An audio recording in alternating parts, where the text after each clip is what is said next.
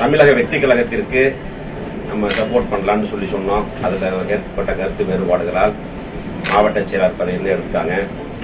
அதுக்கப்புறம் ஏற்பட்ட கருத்து வேறுபாடுகளால் இன்றைய தமிழகத்தினுடைய முதலமைச்சர் தளபதி அவர்களுடைய தலைமையை ஏற்று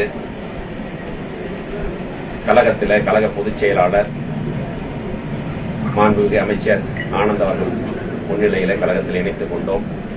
அதன் பிறகு நேற்று தமிழக முதலமைச்சர் அவர்கள்